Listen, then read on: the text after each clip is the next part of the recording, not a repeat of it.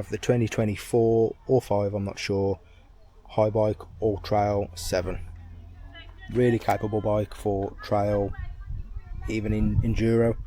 I seem to be pushing it more so now, getting a feel for the bike. So, okay, so here we have it. Standard RockShox 35 forks that come with the bike. I've upgraded it to PT's thick tacky grips, because I prefer the handhold. Gusset bars with a gusset stem, the Matt Jones signature edition. Then Bergtech top cap with bolt spacers. What else? The wireless EDS wheel top shifter, as you can see, and there as well.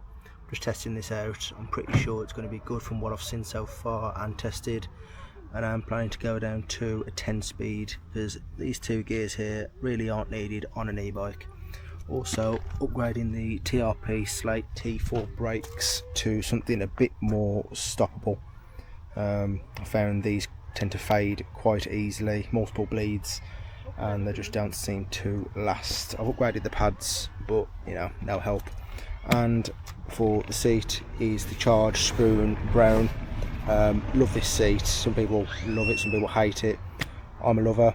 Like how long it is, nice grip when you're going downhill. I'm planning to upgrade the rear shock, which is the RockShox Deluxe Select, and the forks as well. Any recommendations, please put in the comments. I am tubeless, with the PT's tubeless valve on there also. I highly recommend those valves, really good, hold the pressure really well. And finally, the Nuke-proof Horizon pedals. I've had these on multiple bikes, love them, really glad Nuke-proof is back in business.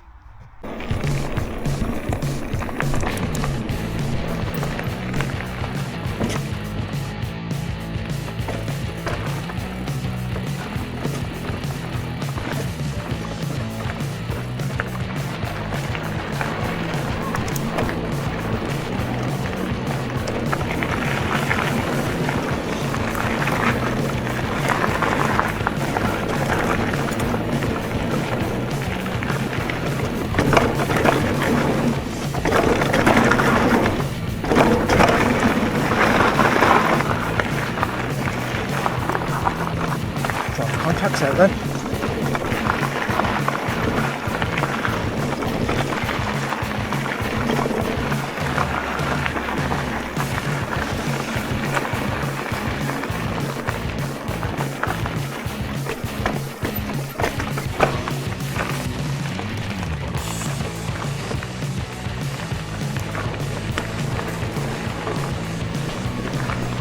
Forgive me for not doing Stegosaurus on the red. I really don't like it, and personally, after speaking to a lot of people about said follow a dog trail, they don't like it either.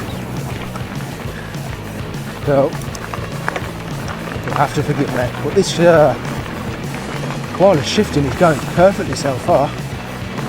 Shifting lovely.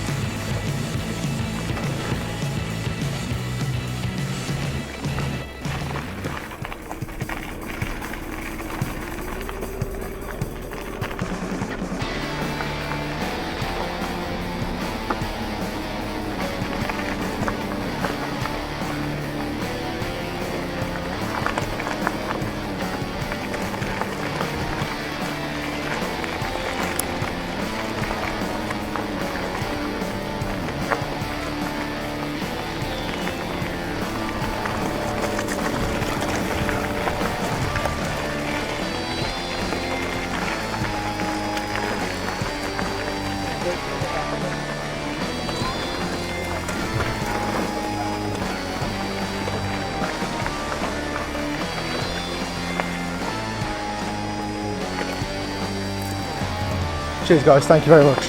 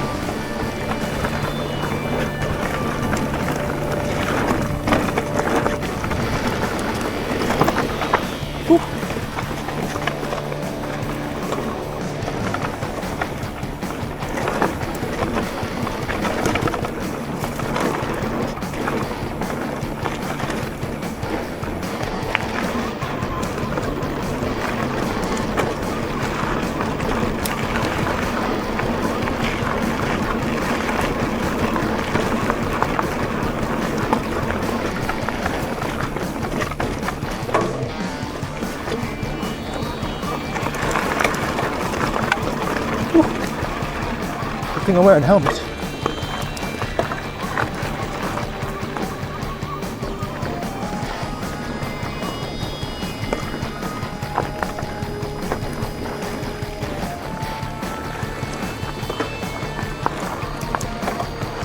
Look, not taking the Strava line, go around it like everyone else should. Not doing an e-bike, I'll still do it properly.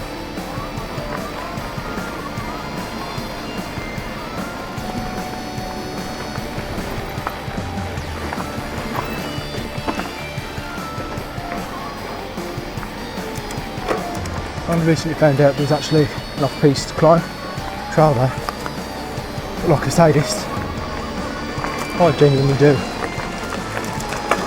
enjoy the hill. Everyone's favourite cardiac hill, not kickback hill. It's probably being done today because I don't see the benefit in doing stairway, as it's really overgrown at the minute. Seat up a little bit. Also, this has been graded, believe it or not, so there are less pebbles on here, but when you're in high, you know, it is a bit of a breeze. Still a burn.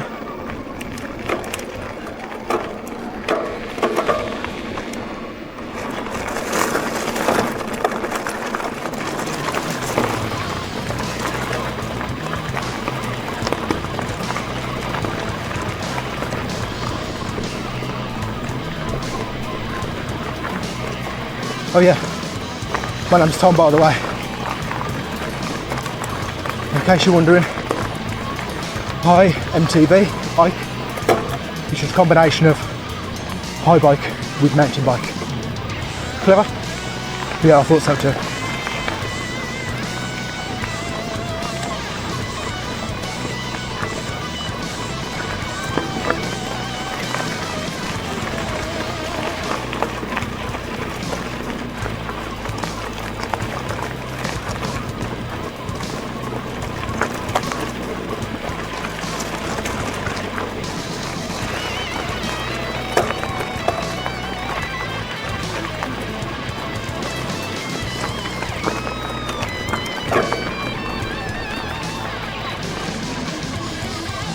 Let's carry on through.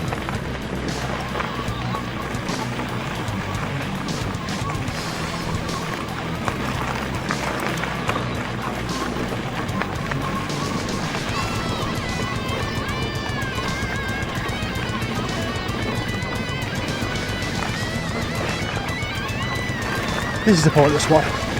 Breeze the trees. It's not really a trail, it's a cut through. Should make more berms into this. Make it more fun for the cut through to high voltage.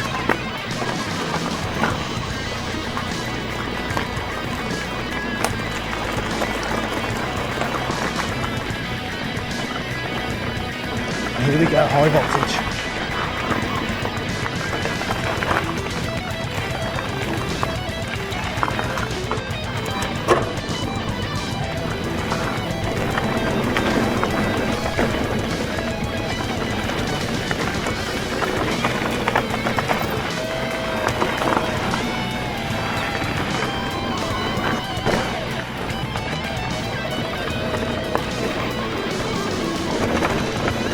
Never been a massive fan of high voltage. I'm not sure why, just something about it. Doesn't flow, I think, quite like how it should.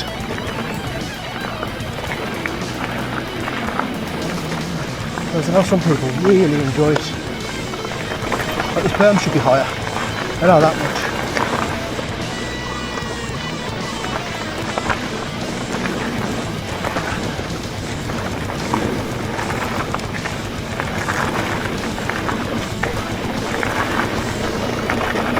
Actually a berm there as well. There's too much speed into that corner there. Ready to hit. The jumps. Should be a bit more flowy, but still, you know, enjoyable.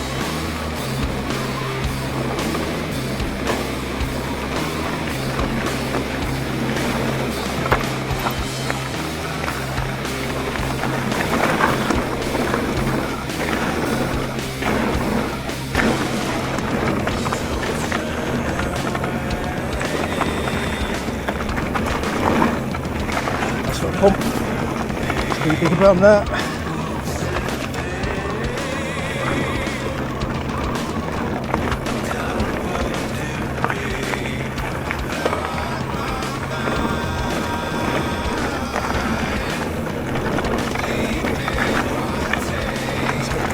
Yeah.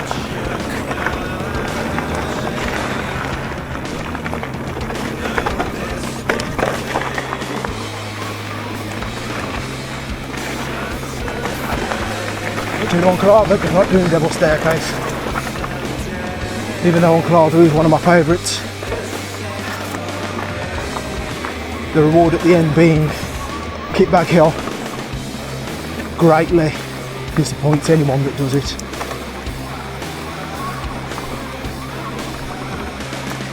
It's really not a very fun climb at all. Just boring.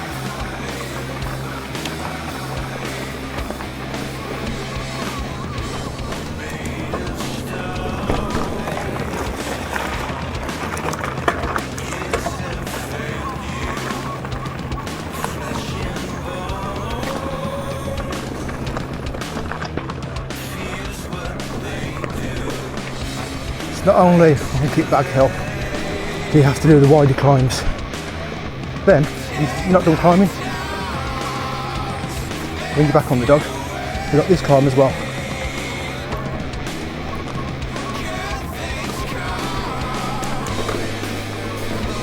I feel like the chase could be so much more than what it currently is. Oh, slippy gears. I'm pretty sure when I installed this derailleur, I need to take out one more link from my chain. This is the first real time putting it under load on a trail.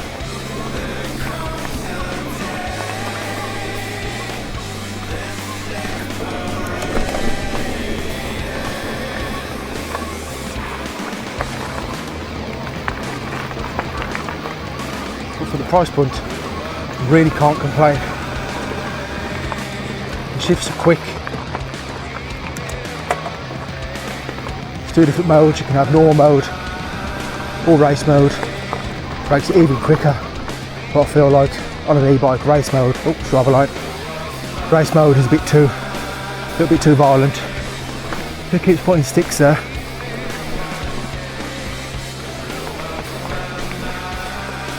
This is why we can't have nice things.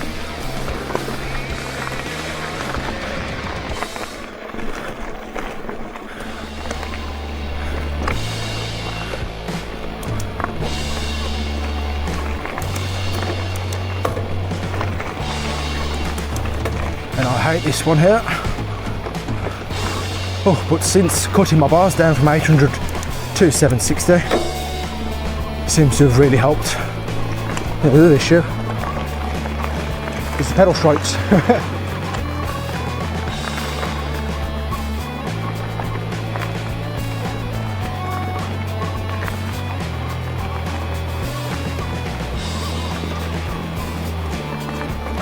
So overgrown. Honestly.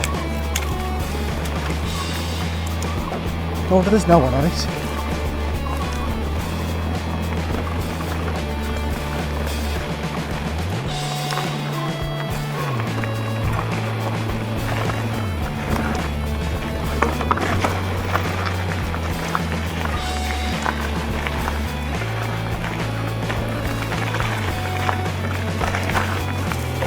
Can't even see the trail. Honestly.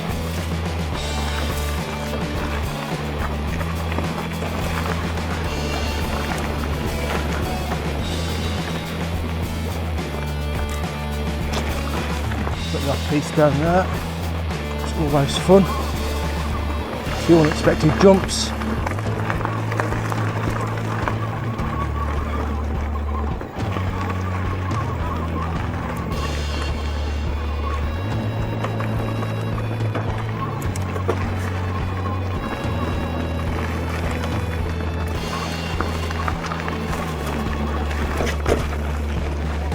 That rock, genuinely, I don't see the point in it. Here we come to what I think is Bomb Hole.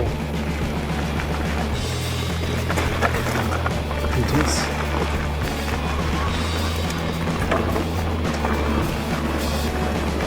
This is a bit more like it. I suppose what goes up must come down eventually. These tyres are slippy today.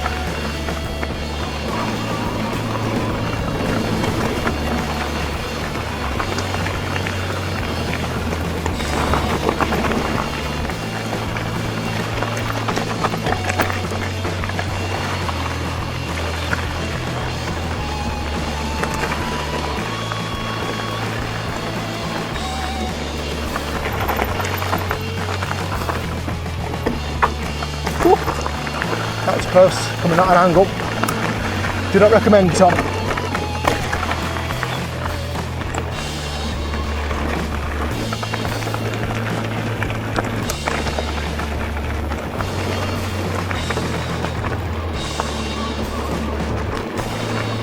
Someone in front.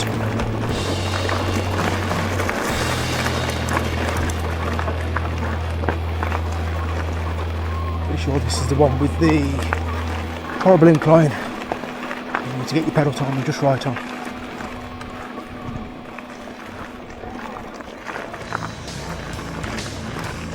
It is.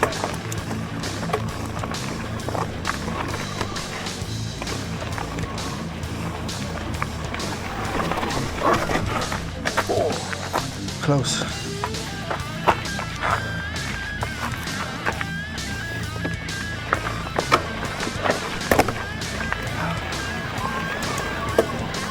Cheers, thank you. Lost traction on that there. The main tyres are slippy, it had the torque. Shot the speed or the traction.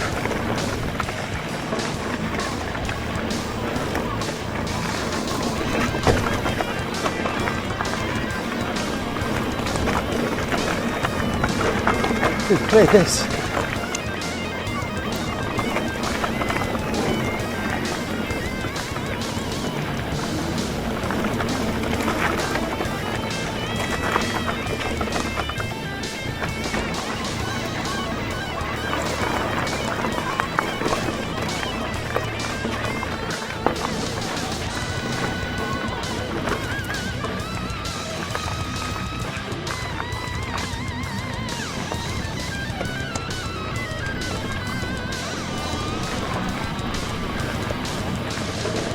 Camping now.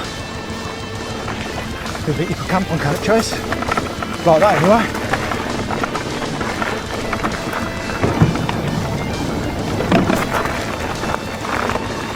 Pretty sure you can't. This is technically a trail.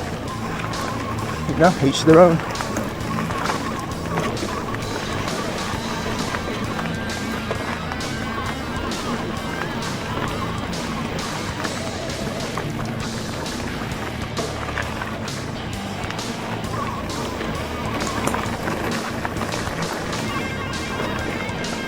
Go. 2 miles ahead.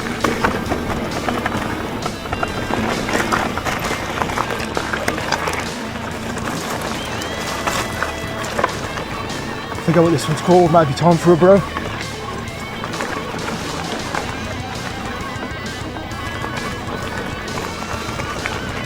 I do know these were coming up to probably 3/5 of the way around.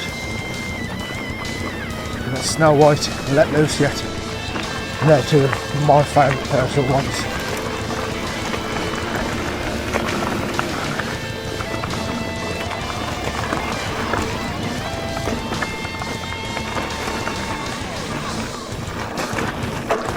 Lost it then.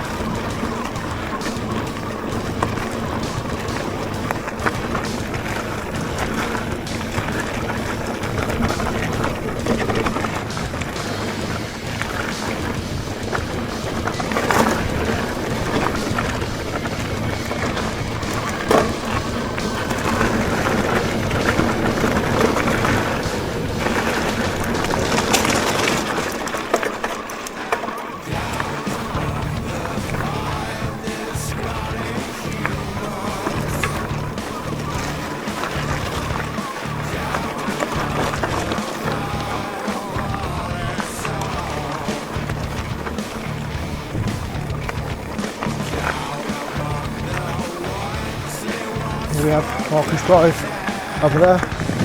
We can also park pretty much halfway around the trail, so it's always worth going to the visitor centre, pay the money, it's not a lot, or if you're here often, get a membership, £8 a month, and I've been, probably 10 times this month already. We're on the 17th or the 18th, I think, so if you're here often, it's well worth the membership. And that's a national one as well, so you can go to any other Forestry Commission park in the UK and not have to pay because you're paying the £8 a month. It's not an ad, just a recommendation.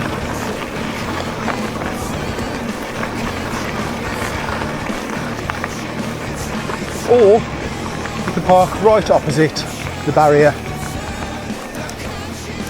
They'll probably say do not park.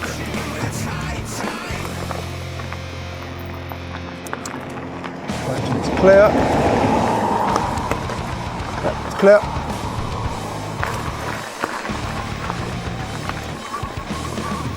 Build a bridge there, can't we?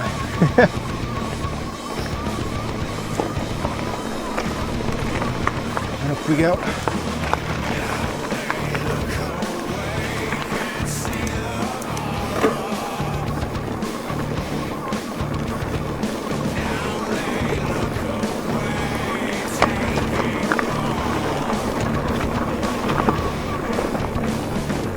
The hand and arm fatigue on these shocks is definitely showing through. They're about 120 psi.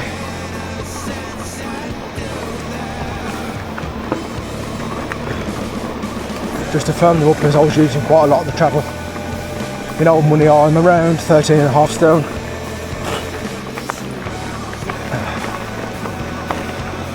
Got a bit of a weight loss journey. But yeah, I'm not the lightest person in the world. I also play rugby, so a lot of that weight is lower down. But yeah, I was using a lot for travel. So the forks are 140mm. Now I've been looking to upgrade to 150mm, which is kind of the limit for the head tube. Don't want to put the weight too far forward, there's that much stress on the welds.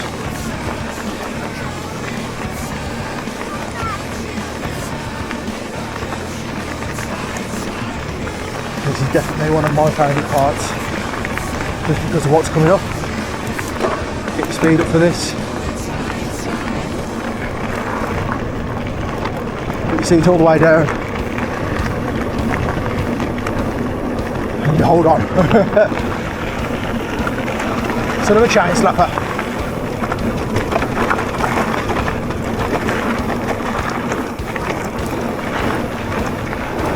This is what the red should be like. All of the red. It's funny, they put the most fun parts of the red towards the end of the red, when you're already a little bit tired from doing the up and downs.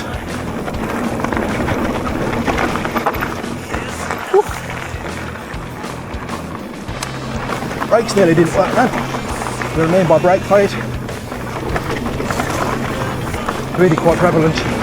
Here we go, Snell White. Get that pump in. Get that pedal on.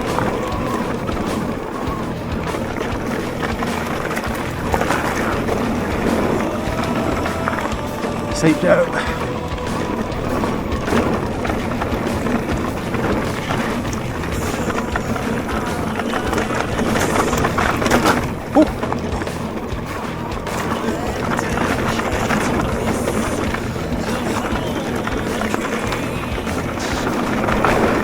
Get that pump in, get up here. Go.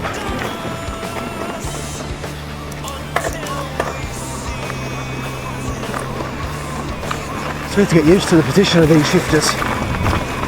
They're buttons instead of levers. Or lever. Following on the thickish black country accent, if that's where you're wondering where I was from.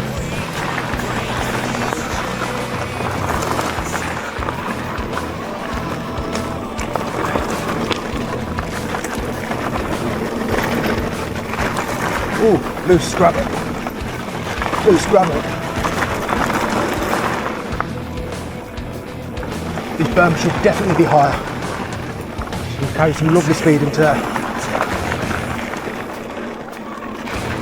So having to put the brakes on for fear of losing your front wheel. This is pain in the hardtail. Done this on a hardtail not long after the trail was redone. And I'll tell you what, a pain it was. First started on the Merida hardtail. With, believe it or not, a triple chain ring up the front, which I didn't think was, you know, anything to be fussed about. Apparently not. When you're early teen, you know, that's got to come straight off, apparently. I was soon told the error of my ways.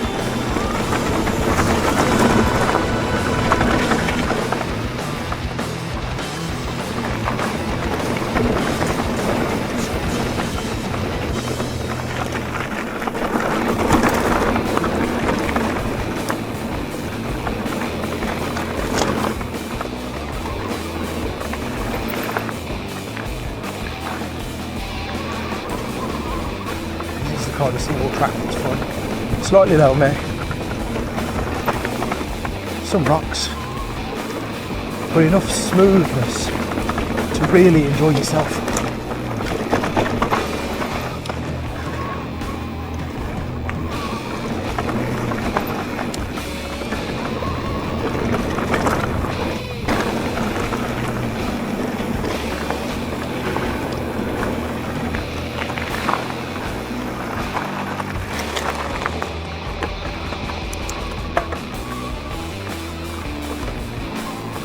There's a black section here, the werewolf's drop, which I've removed the two trees from. But this one is for showing the red northern stegosaurus. Also, this has a far better berm system you can go into, which helps you get the speed to get up here.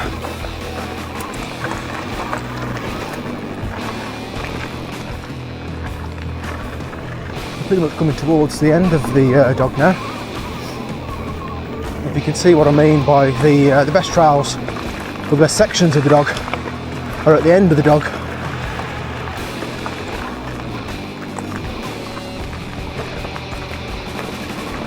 Because the first half either warms you up for the second half, or the first half knackers you out for the second half, so you don't hurt yourself.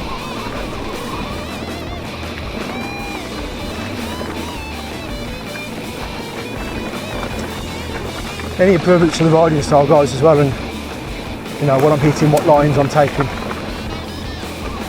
greatly appreciated.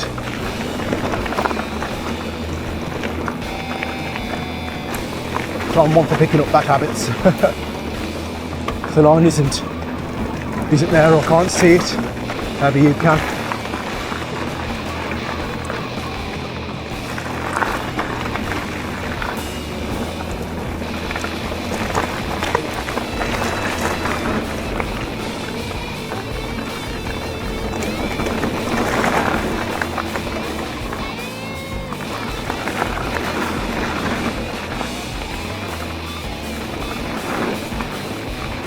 pump. Whoa, really lost it then. Carried the pump out to that little roller. It's leaning right.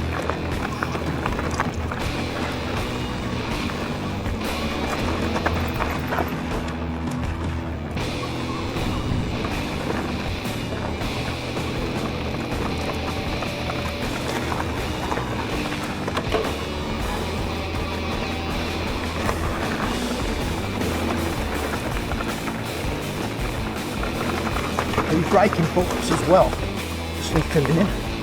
There's any braking bumps there.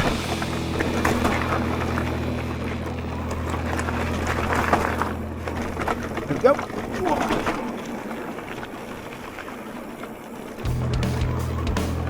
Those little rocky features are brilliant.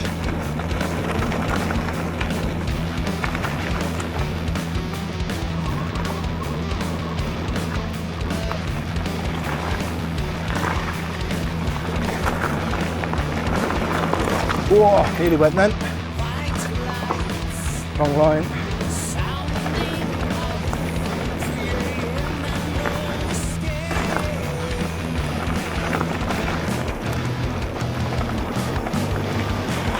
Again, should be a bigger berm there, it seems flat.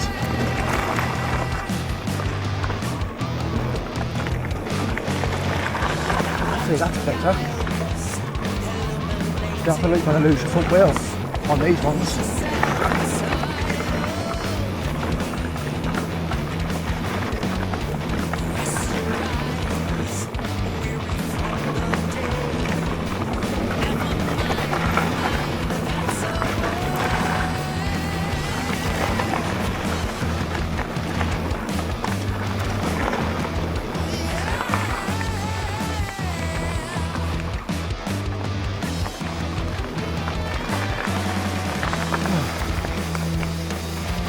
There we have it, guys. That is Follow the Dog. Cannock Chase brings you back out over the road in the trail centre and the cafe. Just got to approach that with caution.